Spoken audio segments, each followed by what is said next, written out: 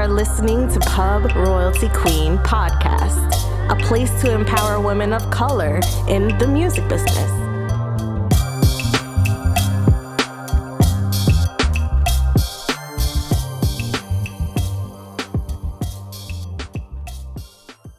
Welcome to Pub Royalty Queen podcast. This is your host, Janisha Jones, back with another special guest.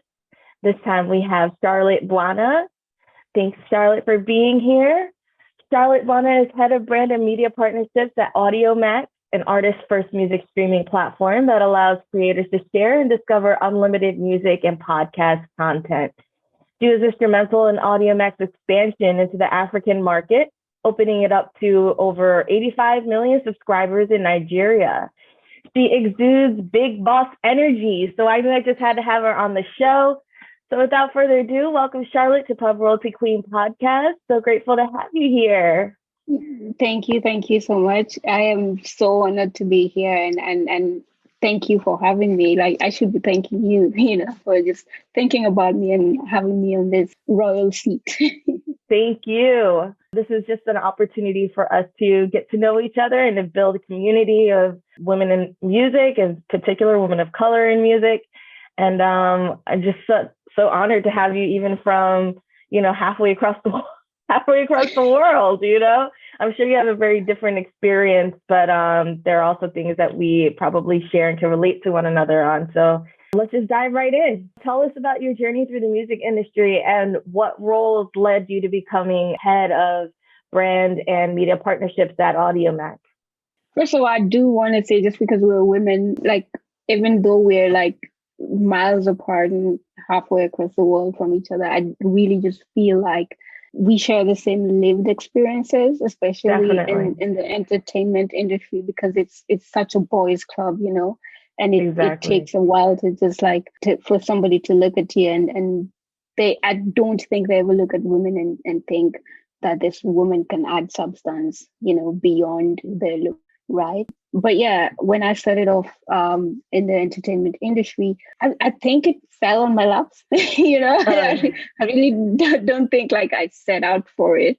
But what happened was I was working at an advertising agency, right? Mm-hmm. And then there was this show, very popular show, it's called Coke Studio. So there's Coke Studio Pakistan, I think. Then there's Coke Studio Africa. So the Africa version was being shot in Nairobi, right? And I was part of like a digital agency and being a content manager. And so I got the opportunity to be a content manager for Coke Studio.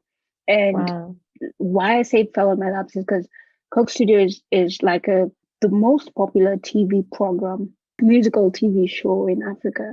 It has been discontinued now, but at that time it was, right? And I remember being in campus and watching when I was a college student, and I used to watch Coke Studio religiously every Sunday on TV, right? Wow. And I used to wonder, like, how do I get a chance to be part of this production? Because at that time, I'm just a music fan and I'm an avid listener of African music, and I really enjoy African music. That's just because that's how I grew up. I grew up listening to African music. My father introduced me to African music at a very young age. And so by the time I was like 10, 12, I was listening to Miriam Makeba, Hugh Masekela, and Oliver Tukutsi. I could go on and on. Whitney Houston, Bonnie M for Christmas carols, and so on and so forth. So because I grew up in this musical background of, I would say, just being a consumer, both from my mom and my dad, I really enjoyed music and I really enjoyed African music. Then came this opportunity. And so I used to watch Coke Studio every Sunday religiously when I was in campus, and really just used to admire the production and kind of just be like, wow, like all these different African artists are doing this collaborative effort to bring together a musical show. But what I realized with Coke Studio at that time is that there wasn't much going on the digital side of things. It wasn't very much digital focused. It was more TV focused. And so you had to wait every Sunday to watch the show. Wow. And I was like, okay, but what if I miss a show on Sunday? And so come 2017, it just fell in my lap. So, the opportunity came and said, do you want to be a digital content manager for Coke Studio? And this year we're really focusing on digital. And I said, sorry, who? Me? Wow. And What an so that amazing came back. opportunity. Do you get? And so I got there and I became the digital content manager, and all I had to do was really focus on I think the primary focus was YouTube, and really Mm. focused on YouTube. But for the first time in 2017, that's when music that was coming out of Coke Studio Africa even got onto digital platforms like Deezer, Mm. Spotify, and Apple Music. So we made sure that it was on all those platforms. And then we got the silver button for 100,000 subscribers on YouTube, and Ooh. then so in after that, so then and then I got the opportunity to work with artists across Africa, different artists from like the biggest and the smallest artists across the continent, artists that I used to just watch their music videos and be a fan of their music. I got a chance to actually work with them and create digital content with them, and got a chance to work with that year. I got a chance to work with Jason Derulo because he, Jason I, Derulo. yeah, it was like it was really amazing, and so I got a taste of the entertainment industry, right? Mhm. Mhm. So it's a thing where I had this knowledge of social media marketing and digital advertising from the agency and working with Mm. different brands, and then got a chance to work with different African artists just to figure out the entertainment industry. I used to talk to them and tell me your challenges and what Mm. unique offerings that you can bring to a brand and whatnot. And I'd have different conversations with different African artists that led me to be as curious as possible about the entertainment industry, and also ask myself what I can do to make sure that I can teach as many artists as possible how to monetize their work, because I think that the Mm. missing link has always been you have creators and they're really good, they lack the business acumen, and Exactly. understanding the business is like really, really important. So I really felt like I had the business acumen, and I'm not a creator, but like I have the business acumen. I know how to multiply 1 times 10, or Yeah, yeah, yeah. like $10 The to ins and $100, outs. 100 to, do you get what I mean? And Mhm. coming from like a brand perspective of things, I knew exactly what kind of brand would go with what kind of artist and what kind of partnership, and how that would look like in an entire scope. And I kind of Mhm. figured like that was kind of my superpower, which is to my superpower, and I always tell people, is convincing other people of their superpower. So I could tell Mm. an artist like, do you know you can do this? Do you know you can do this because you have the power to do this? Get what I Yes, mean? And so I then love that. transitioned in, and thank you. So I transitioned into a record label owned by Davido.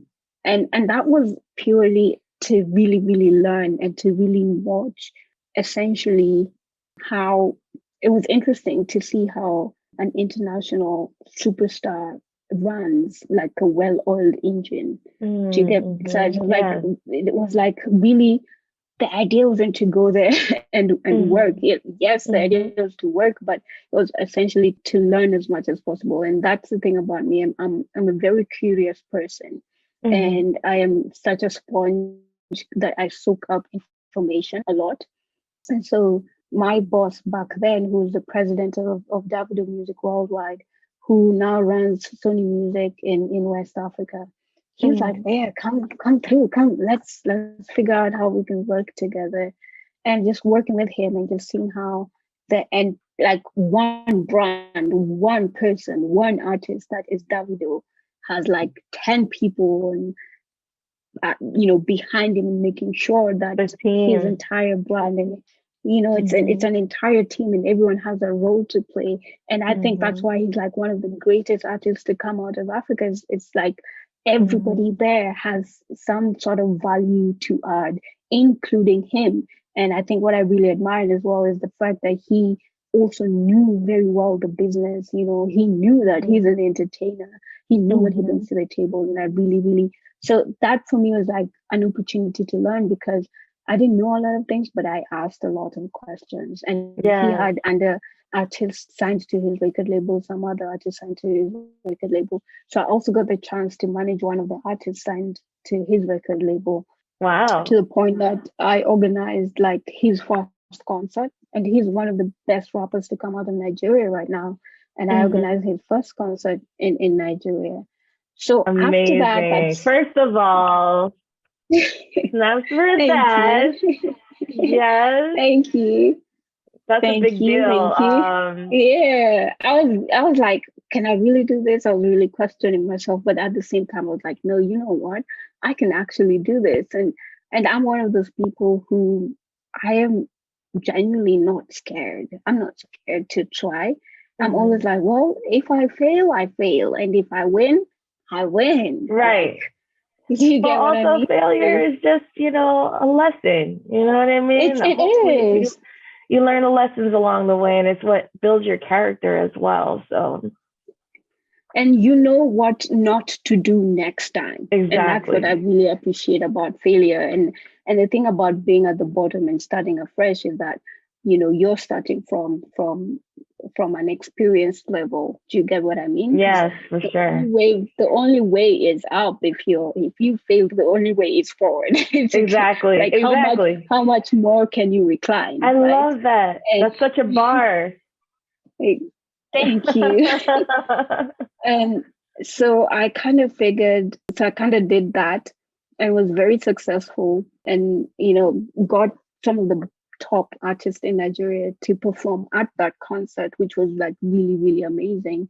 And I had so much fun doing it that it was just like some sort of adrenaline rush. But at the Mhm. same time, I kind of knew that that wasn't my strength because I knew like I'm very good at convincing somebody that you can do this, and I can say, okay, we're gonna organize the concert. This is the artist Mhm. lineup. Then I'm gonna get the brands, and I'm very good at calling brands and saying, "Yo, we're doing this concert, and these are the people performing, and you need to give us your money so that we can put this together." You heard it first, ladies and gentlemen. Tap into Charlotte because she's got the sauce when it comes to Please branding and call all. my phone. Call my phone. Dial 0712312312. Jokes. Oh, we But definitely got yeah, to get used to so that. but so after that, the Audiomack opportunity came, and everybody around me definitely said, "We don't think that there's anybody more qualified to join Audiomack." And my boss at that time, he now was transitioning from Davido Music to Sony, Mhm. and I think he was planning to transition with me, but then the Ojomak opportunity came, and he said, "No, this is perfect. So I'm gonna be running things from the label side, and you can be running things from the DSP side. Let's see how that goes." And Wow. so he like really, really pushed me to go ahead and explore. And Mhm. I started off at Audiomack as an ambassador, and we just announced our ambassadorship program yesterday. So we have like 10 more ambassadors in Africa. So Oh, at that wow. time, I was like, I was one of two ambassadors in 2019 in Africa. And Audiomack was just like getting a buzz in Africa. I remember when I joined, within 3 months, I onboarded like 64 different African artists onto Oh, Audiomack, goodness gracious. That's a lot. including that's a lot. And it was like really, really big names with big Instagram followers. And so I was like, oh, wow, I could really do this, because Yes. all it took was for me was, and I think the beauty for it was I had built relationships with all these artists during Coke Studio and during Mhm. my time at the label. I had met so many artists and interacted with so many artists and was able to kind of have conversations about business with artists. And I Mhm. always tell people, like, essentially, I cannot have creative conversations with artists, like, yeah, the bass is very, or the guitar should go here or whatnot. Right. But I genuinely, but I'm very good at the business side of things Right. and watching the climate and talking about monetizing and how you can monetize your art and how you can Mm-hmm. transition from being an artist to being a business mogul or whatever. Do you get what I mean? Mm-hmm. So I'm Mm-hmm. very good at that, and I'm able to have conversations with artists on that side of things, right? Mm-hmm. So I onboarded 64 different African artists onto the platform. And then come December, I met the co-founder of Audiomack, and I said, we gotta bring Audiomack to Africa. We gotta set up offices, Mm-hmm. And Mm-hmm. I was like, this is really bold and audacious. Like, I don't know whether I was saying it while, like, I don't know whether it just like came out of my mouth or I thought about it, It's It one of was your just ancestors speaking through you at the moment. You know what I mean? yeah. And I was like, okay, I Mm-hmm. gotta do this. But God's plan, it worked out because Exactly. by by March, I transitioned from being just an ambassador to being like head of business development and media partnerships at Wow. Audiomack. And then we had an entire team. So we had a content strategy manager, a commercial, an operations manager as well. So it kind of just like transitioned Develop. from that. And then we set up offices. And I think by July of 2020, smack in the middle of the pandemic, Mm-hmm. Audiomack was there announcing, yeah, we've opened offices in Lagos, Nigeria. Everybody's like, yeah, we're in a pandemic. We're like, yeah, but we just opened offices, Hey, I you mean, the know. pandemic was good for a lot of companies. I mean, gave us the opportunity to really sit down and explore what avenues that we actually needed to tap into. And because everything is moving into that digital space, it gave us a little bit more freedom in terms of how we were going to open up those spaces too. So, 100%. 100%. And I have to agree with you. I think that even like the success of Audiomack in Africa really just was catapulted by the pandemic, because then at that time, everybody was like, wow, we really have been listening to the same people for the past 10 years. I want to discover newer artists. I mm-hmm, want, a platform that allows me to discover artists. Artists were like, wow, I now have to figure out how to generate new income. So let me figure out what mm-hmm, platforms are out there. Let me have conversations with different platforms. And that's also where we were really having conversations with artists at the same time and telling them how to engage their fans, how they can engage their fans on Audiomack.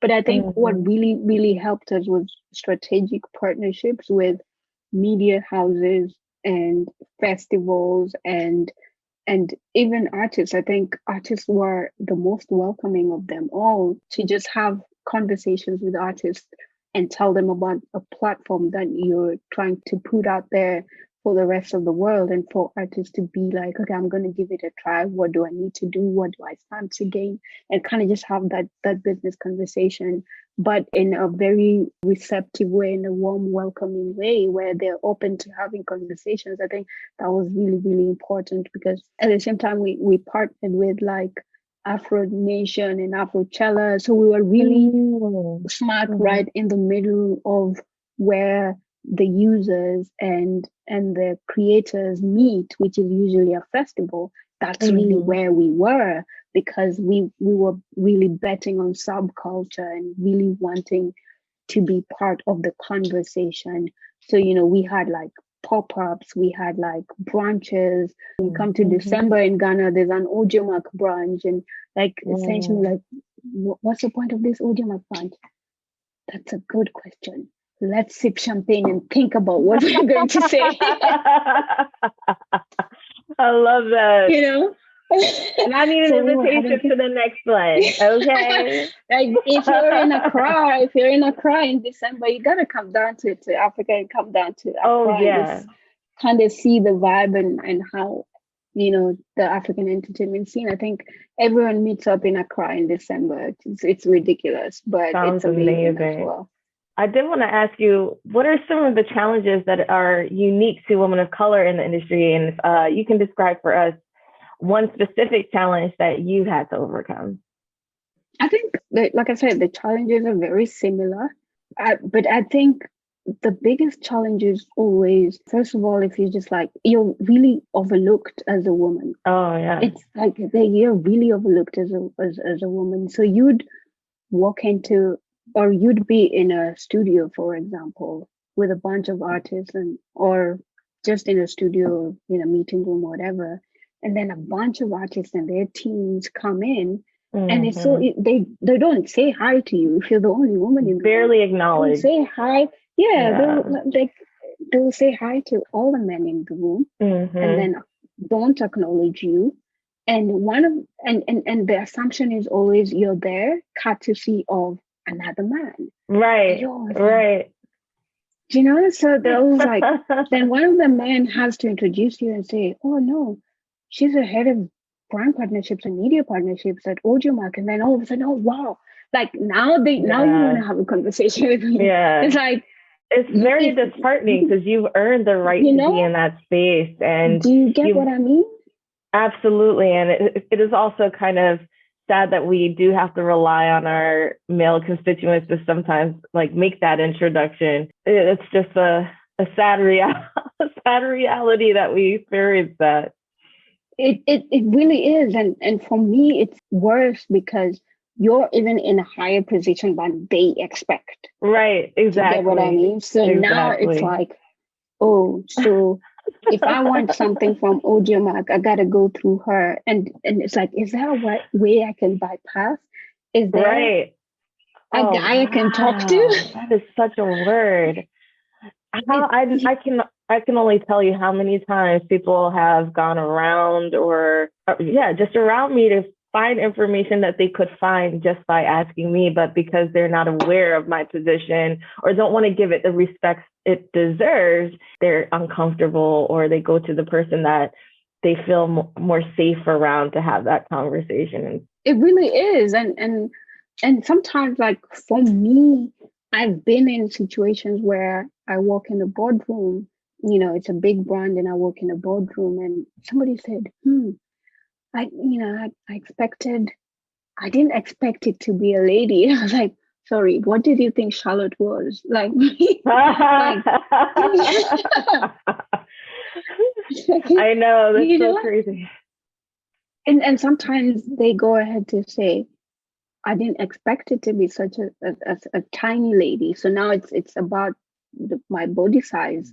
The It's presence. kind of like, yeah. So those comments, I've walked out of rooms where I feel disrespected, Right. and also just because.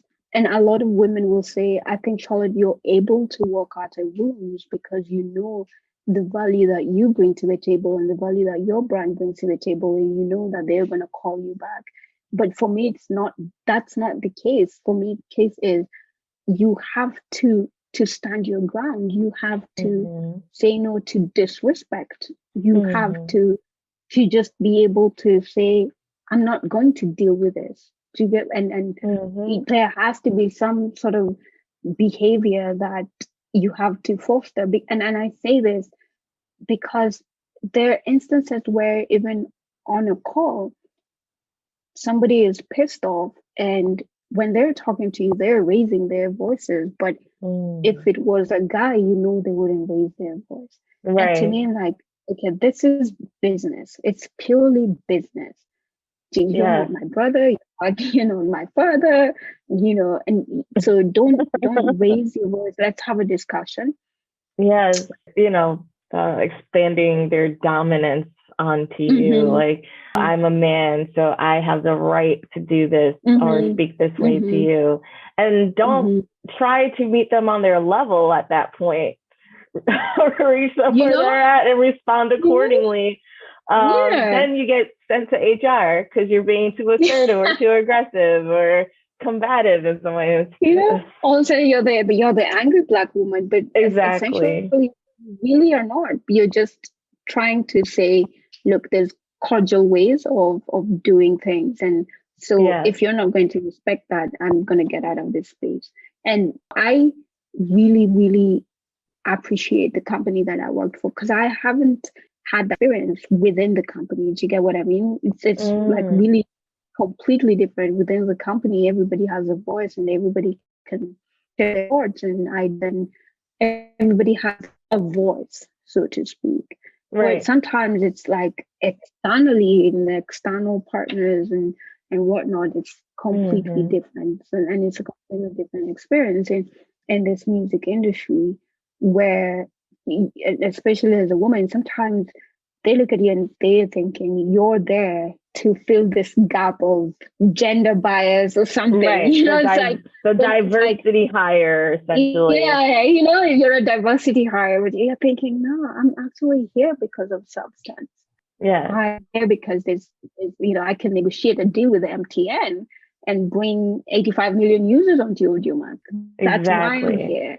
Exactly. Because that's you get what I mean? Add value and intrinsically your competence and your skills lend itself to creating the best kind of working environment for them and produces results at the end of the day. That's the end. Like, and so sometimes you get a lot of people questioning, why is she here? Why a woman and all these things? And I'm always like, why not? Exactly. Why not me? Yes. Like, why not? I love that. I can make. Yeah. You have to believe in yourself because there are so many ways that you really have to. The industry will try to humble you and make you feel like you have to minimize yourself. I've had so many experiences.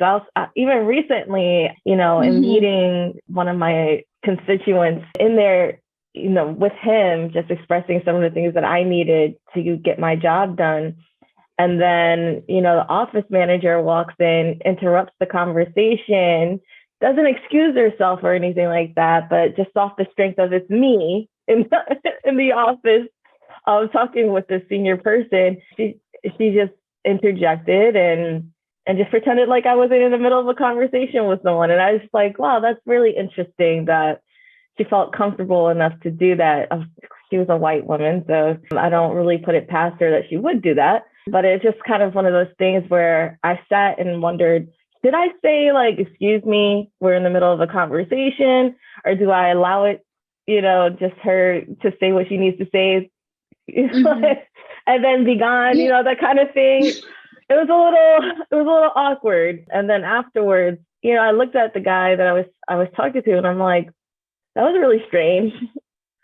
Like, I'm in a position of leadership there, but she didn't respect my authority and felt enough to interject. Just comfortable enough to waltz in, Yeah, exactly. So it's just kind of sad that these are the things that we have to deal with. And hopefully these kinds of conversations will inspire the women to speak up, because I do feel a little like slighted in a way. I do feel like I could have said something to make it known, hey, that's inappropriate right now. I think people always expect that sort of, we can talk about it later.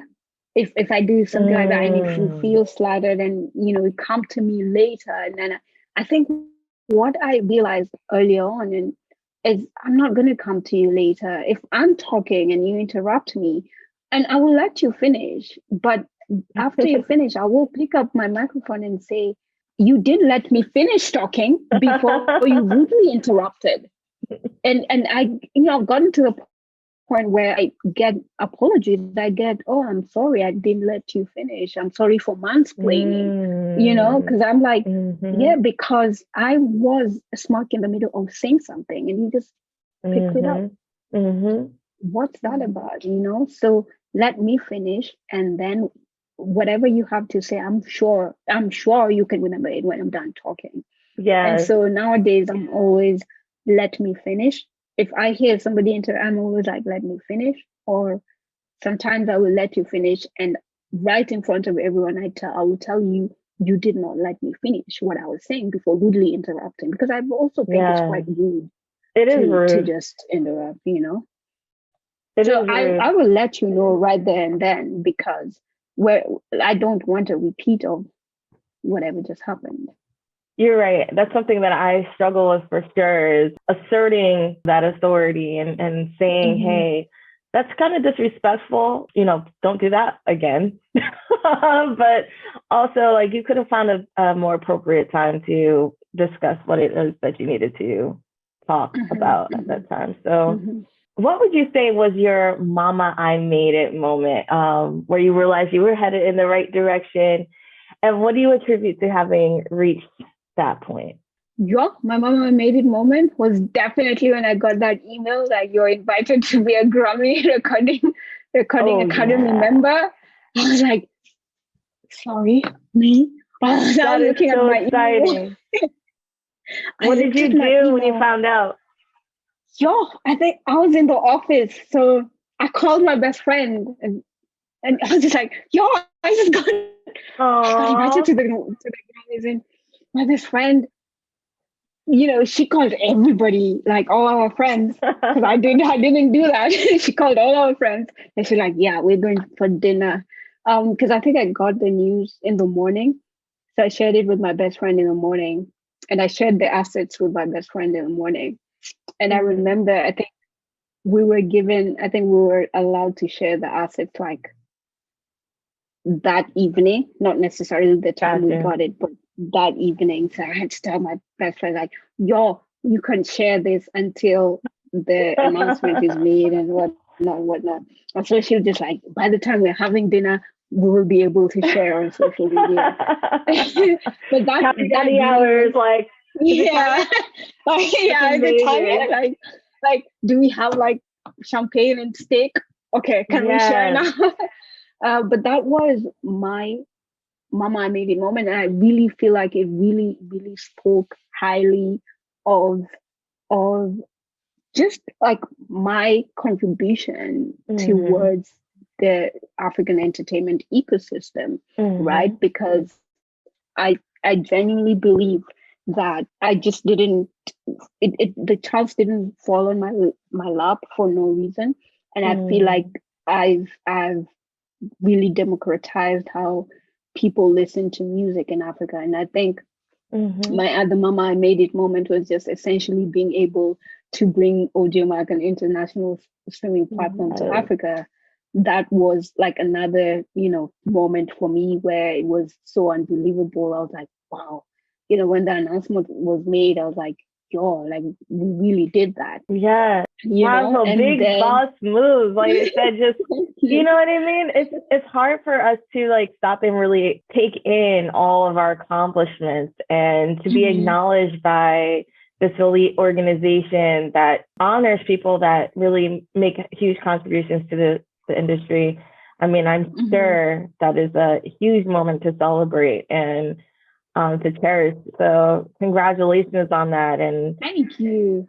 All the way up. Like that's really, I've always thought about it. And to me, I've always just wanted as many Africans to have access to their favorite creator and their favorite entertainer, but also for entertainers to have as much access to their communities and their fans, and also gain new fans as they grow, because I genuinely don't believe an artist should be behind, or they shouldn't be where they were 5 years ago. Right.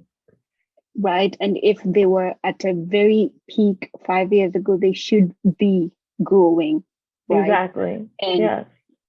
And I think Audiomack really did bring that aspect of democratizing listenership, on their freemium tier of things, and just people being able to access content from around the world.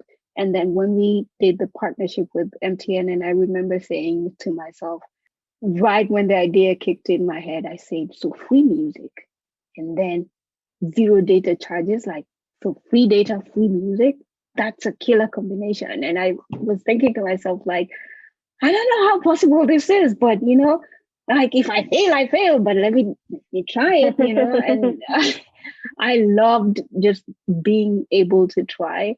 And I was so really excited about it. It took 9 months, but within those 9 months, I remember working on a deck, like I was just like back and forth working on a deck and refurbishing it and getting feedback and changing it and whatnot. but then I also had a really good team of people behind me that really, really believed in what I was trying to achieve at that moment. When I think about it now, I'm like, that team was entirely men and I was the only woman. It And I makes was things a like, little complicated. yeah, yeah, exactly. But at the same time, I was the woman leading the entire team. Yeah. Yeah. But also just being able to have these people believe in me. And when I say believe in me, I don't say believe in me as a woman to lead, but just like believe in the person that I am and the Yes. idea that, I was And what trying you and bring what I to the was trying to table. achieve. Exactly, Exactly. exactly. Yeah. So Yeah. I've had quite a number of Mama I Made It moments, but I think the Recording Academy definitely is at the I peak. mean, I think that would be one for anyone, to be honest. Yeah, yeah. When you're someone who really has a passion for music and you see Mm-hmm. the greats going through that kind of that platform for recognition, it's very, very much one of those things that you want to accomplish. So the fact that Mm-hmm. you've been able to do it and you're still so young and, still have a lot to offer to the music business. I mean, it's just, I'm sure I feel even just a little bit more, honored myself to even be able to talk to you, because I'm No, such I feel honored to talk to you. So no, that's amazing. I really am proud of you for that. And I know it takes a lot of work to do what you do. So let's continue moving. Continue moving Thank on. you. Thank So you. what would you say are some of the common misconceptions people have about women of color in this industry? I would say one is definitely angry Black woman. That's like very Mm, common. And mm-hmm, every time you try to be assertive in a way, you get a lot of negative comments just mm-hmm, because you were assertive in your position. And mm-hmm, a lot of, mm-hmm. I don't know why, but it almost feels like people don't expect you to know what you're doing, Mm. right? So there's a lot of, no, you shouldn't do that. I think you should do it like this. And you're like, but after a lot of research, which I have done, this is, Mm-hmm. What and should be done. do you get what I mean? And I very much welcome ideas. I think the solution to an idea is usually more ideas, right? I very Yeah. much welcome ideas. Yeah. What I don't welcome is negative criticism. My idea, don't berate me, Right. especially if we're working together, because that's when I'll be assertive. And then Right. when I become assertive, then you'll be like, oh, she's an angry Black You know woman, how to receive it. you know?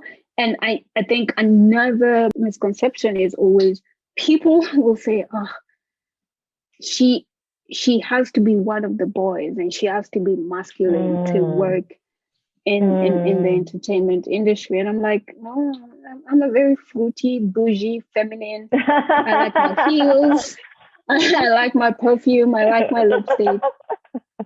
I'm a very girly girl. Yes, Very yes. girly girl. Like I'm not in sneakers 24/7 and why not? And not to discriminate against that. Right. Like, everybody, I think everybody should wear what they're comfortable wearing. Exactly, But I think exactly. it's very common that people will say, okay, Charlotte Bwana from Audiomack is coming for this meeting and whatnot. And I've seen it so many times where I will walk in the room and my makeup is done and my hair is done and my nails are done and my lipstick is on and my favorite heels, and everybody's like, Hmm. because they expected their picture of a woman in the Exactly. industry is It's something so different. interesting. We're having to battle all of the caricatures of Black women as we're going Mm-hmm, through these mm-hmm, experiences. I mean, I've had instances where I always come to the office dressed appropriately, but I tend to lean on the more feminine side. And I think that kind of, for some people, they're a little uncomfortable with that, because mm-hmm, it's a thin line between, is she an artist? It's like mm-hmm. the idea that, oh, she's marketing herself as the pretty girl or something like that. And it's like, no, I just want to show up as me. Like, why can't I just be myself? I like dressing up. I like dressing up. I like looking good. I like smelling good. I feel good when I dress like this. And I get that a lot because there is a picture. Now I might have forgotten the name, but this basketball team coach was wearing heels and oh yes. Yeah. She's changing the image of what basketball coach is supposed to look like, right? Do you get what I mean? Because there's this picture of how the coach is supposed to look like. And it's almost like if you don't look like that, then because I think with women it's essentially it's either you look like that or you're a sex symbol. Right. Exactly. Right? Exactly. So, and you get that a lot because even when you walk into meetings with your heels and you look as good as you feel, you walk into a meeting and all of a sudden somebody is going to say, sorry, I'm just distracted by you. And you're like, nah. They get distracted by that. Yeah. But like, for me, it's like, it's not in my place to teach you or to help you control yourself. Exactly. Not my problem. Not in my place. Not my problem. I'm like, I really didn't give birth to you. I'm not gonna teach you anything. And we're all here to do business. And I think a lot of people don't think, and a lot of men especially don't think that they can sit down with a woman and it could, be financially beneficial. And which is like, I've had experiences. It's a funny on both ends, because a lot of men will sit and think they cannot have business and financial conversations with a woman. And you walk in and you have business and financial conversations with a man, and they're like, wow, she has substance. And all of a sudden, they now want to date you because you have substance. Like, oh, so now I'm like, what's going on? Like, man. Like, and I'm always like, nah, it's you know what? That is so funny. You're literally so like reading my life right now. I feel seen because I mean, I work in the royalty sector. I work in the part of the business that talks about people's finances and the growth of the company financially. And so if I'm presenting that information, or if people are looking at me as the one that has the answers to what's happening with the money, where's it going, who's it coming from, all of this, it's like, oh, wow, like she's a genius. But, I don't mind hearing that. But then that adds to the level of she's attractive because she's smart. I did my shot and see if she'll, and it's like, no, not on that either. Not on that either. And I was like, okay, so she can add value to my life.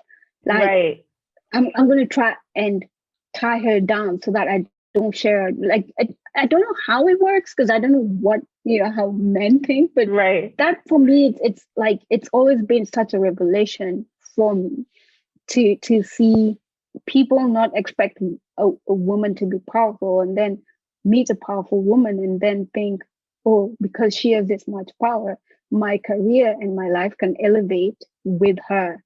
Right. And then they try to contain that. They want to own that for themselves so that, yeah. So it's like, okay, like, oh, I like you. Oh, wow, you like me so fast. How? Like, you don't even know me. All you know is you don't even know me. What like, okay, I know it.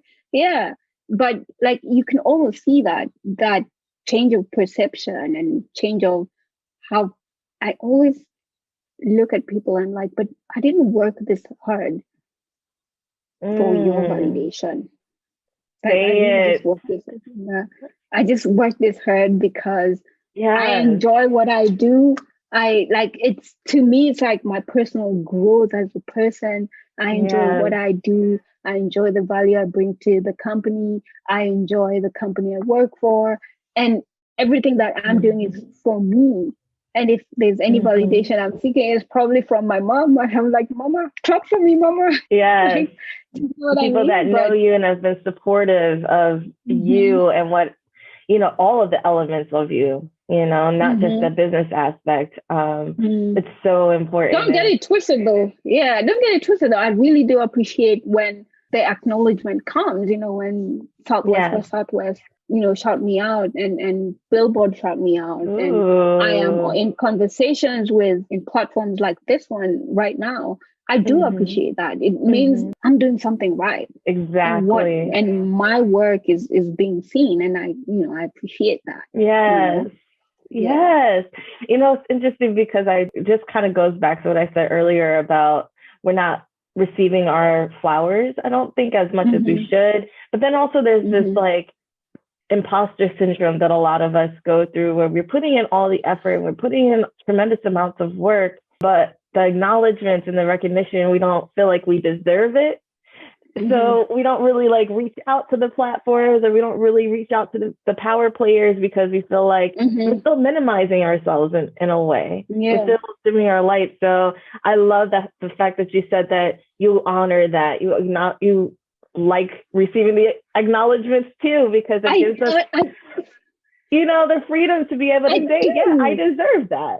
I deserve that. And I do. And I think it's also from my experience, because when I started off, I remember somebody or like a party of people in particular is saying, but what is she going to do for Audiomack?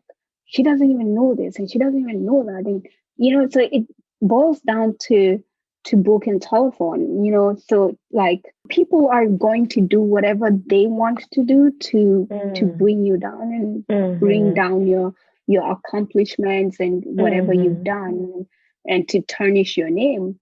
And to me, when that happened back then, I felt like moving forward, I am going to publicize all my accomplishments so that no one can come out here and say, no, she can't do that. No, she can't do that. But it's like, I can do it and I've done it and here's the receipt. Do you get what I mean? I love that. Yes.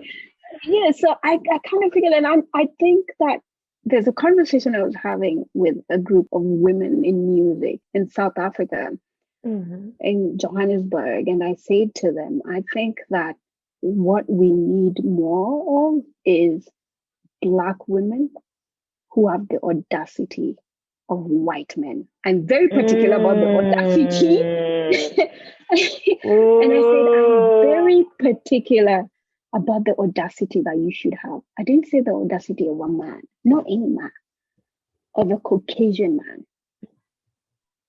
Because I have sat down with Caucasian men.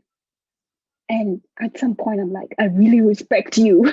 And you know why? Because you have the audacity to think of an idea. When they tell you their stories, sometimes they're like, you really swindled this. You really like you took a chance. And it's almost like if you watch Tinder Swindler, you kind of see why he's able to get away. The like cleverness, the audacity. It's really about taking chances and pushing forward with your chances. And I've told this group of women, and I said, don't be scared. Like, I think that a lot of people are intimidated, and sometimes your dreams are big, and then you're intimidated by your dreams, and you tell yourself, and you look at yourself and you're like, I'm a Black girl from Africa. There's no way I'm going to achieve that. But to me, it's like, no, just have the audacity of like, and I always say you can do it. Yeah. And then when they say, then figure out how to do it later. Like, say you can do it, even though you don't know how to do it. Then figure out how to do it later. The minute you get that, more about proving to yourself than it is about proving to other people what you're capable of doing. Exactly. That's such a word. Oh, I love that. I'm sorry. I'm going to have to clap for that. That's such a bar. I love that. You're just like dropping so many gems. I really appreciate you being on the show. I appreciate being here. I do want to ask, how can women of color advocate for one another in this business? Because we're taught to compete against each other. we're taught that there's not enough room for us in the same spaces. So what can we do to empower one another? I definitely think one of the things I really love about being in women in music and being in the recording academy is just like I have so much access to a lot of women as well. And I think that women should not be afraid to have conversations with one another. Again, one of my experiences earlier on was ideally the same person who went to say things about me also pit me against another woman of color. And and she bought into that, and she had never met me, she's heard about me, but when she's hearing about me, she's hearing the negative stories. And when we met, I genuinely like say, hey, do you want to go for brunch? Like, let's have some mimosas and chop it up and like let's have conversations. And it wasn't like conversations about hashing things that you've been told about me that I couldn't care less for, because I'm not that type of person. But it's having conversations of how we can move forward. Yeah. As and I say, like, this is my plan. What is your plan? Yeah. How do we help each other in our plans? And I feel like a lot more women really need to learn to have conversations before I even say, like, and that's the easiest way for us to say we're holding each other's hands, because there's no way I'm going to help you, or no way you're going to help me if we're not having this conversation like we are right now, and being very authentic and true to ourselves and telling each other, like, these are the challenges I'm facing, and these are my plans and these are my tools, and how do we make it work? Because I feel like if we don't have conversations, and this is what I say, in any relationship, communication is key, whether it's with your mom or your dad or your brother.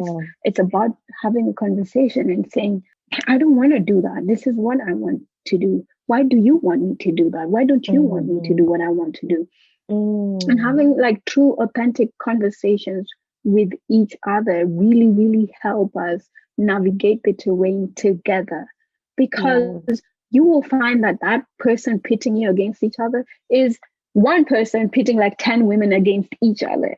Right. And you know why? Because they know the power of these 10 women should they come together.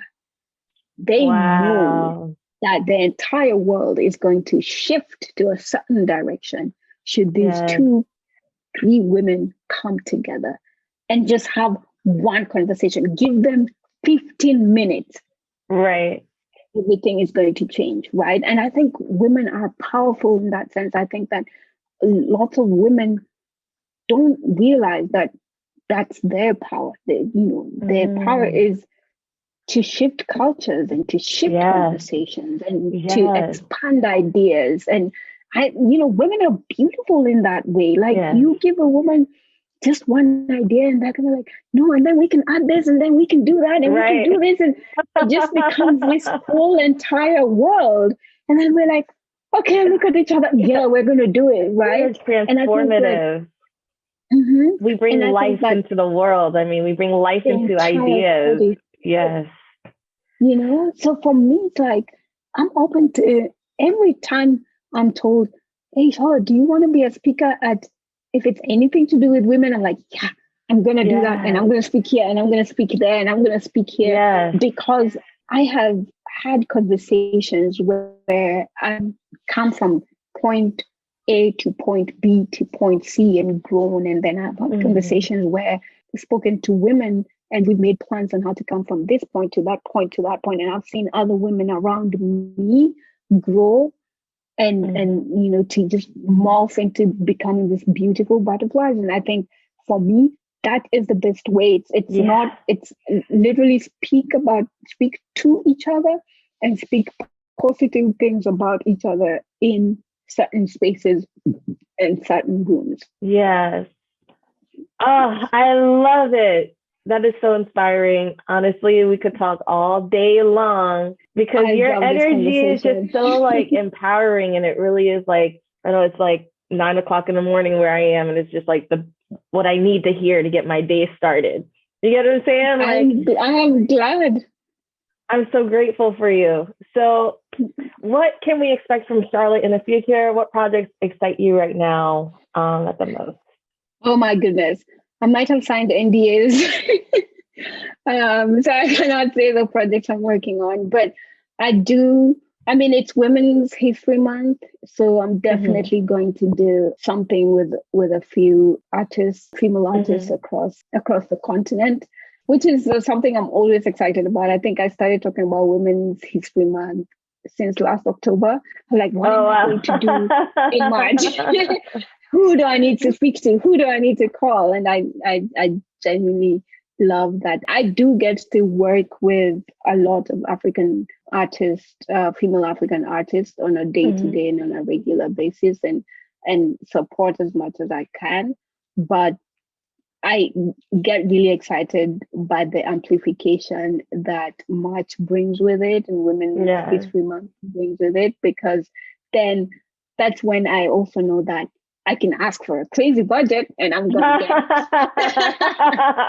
take full advantage of the opportunities available to you. Yeah. Yeah, I'm like, yes, it's Women's History Month. And as a woman who works with a lot of women, I think that we should do this and we should do that. And we should have a branch full of women. What do y'all think? Hey. And I was like, everybody's always like, Charlotte, you love brunches so much. I'm like, yeah. Anytime you're in LA, let me know. We got to do brunch. For sure. Okay. For sure. And where can people find you if they want to connect to you? At Charlotte_Bwana. Bwana is BWANA on all social media.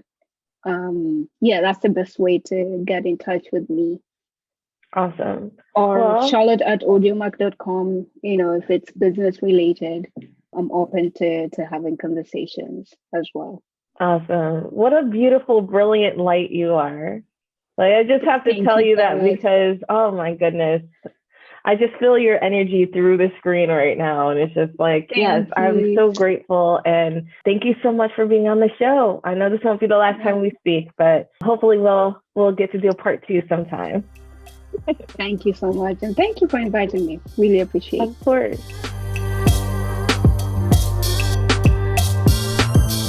Remember, stay positive, inspired, and true to yourself. Go out there and kill it. Thank you for listening. We'll see you next time on Pub Royalty Queen Podcast.